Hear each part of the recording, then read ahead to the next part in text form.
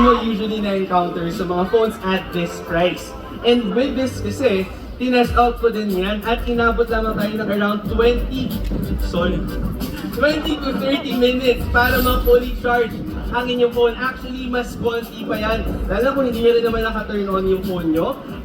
Kung kayo talagang on the go lagi at gusto nyo yung tipong phone na ma-charge nyo lang ng konti at 50% na agad, definitely, magandang option para sa inyo ang Xiaomi Redmi Note 13 Pro Plus 5G. And if ever naman, actually hindi lang ito ang phone na ila-launch today. So para lang sa awareness ng lahat ng nanonood sa atin ngayon, madami tayong phones na ila-launch na matataas ang kanilang mga specs din. So check out nyo mamaya ko na i-discuss. Yes! Okay.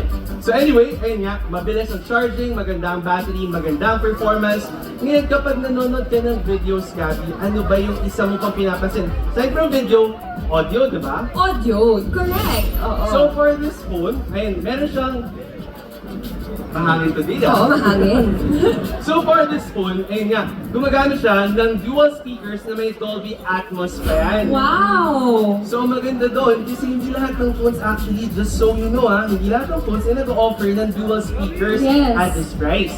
At syempre kapag dual speakers kasi siya, kapag naglalaro kayo, ako kasi naglalaro ko lagi.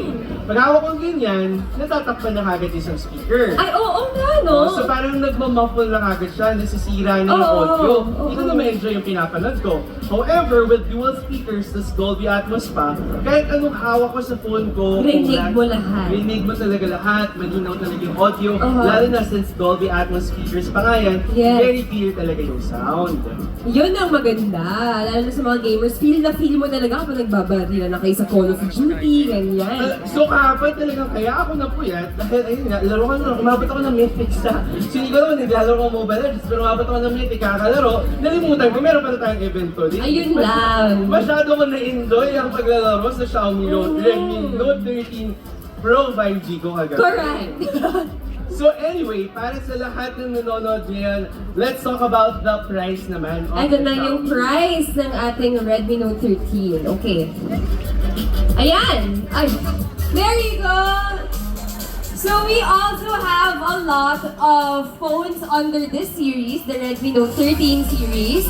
But this one specifically, ito ay ang Redmi Note 13 Pro Plus 5G and it's priced at 23,999. 12 gigabyte plus 512 gig na siya. But you also have other options that are equally good as well. So as you can see sa screen, meron tayong mga iba't ibang phones na ila-launch. Yung isa, which is yung in-unbox natin, ay yung Xiaomi Redmi Note 13 Pro Plus 5G. And then yung review ko, if you can check my channel out, meron Xiaomi Redmi Note 13 Pro 5G. And then meron tayong Xiaomi Redmi Note 13 Pro. And then finally, yung Xiaomi Redmi Note 13. So that yan available today with yung pang prices nila. So if ever yung budget nyo ay medyo constrained for the madaming options! Madaming pa tayong options for today. So if in case na interesado kayo, lahat yan pwede nyo na ma-avail with their promos with all the devices ngayon. So parang naman po tayo for the Xiaomi Redmi Note 13 Pro. And you guys can visit the Xiaomi store to see the product, to test it out, para makita nyo kung gaano kaganda ang Redmi Note 13. Ayan. Hey Alvin, you learned a lot today. Thank you so much, Thank you Gabbi. so much. Super nice. Talagang naniti si Miss Gabbi kanina sa likod sa backseat. Ang saya ng usapan namin about this phone na experience. Nag-enjoy ba kayo? Are you guys excited to test it out? Dahil dyan mamimigay daw si Alvin ng pagmamahal. Hindi, abangan nyo today. Marami pa tayong in store for you guys. Just stick with us. And tonight I heard you guys are having a concert daw? Hindi ba? Pwede ba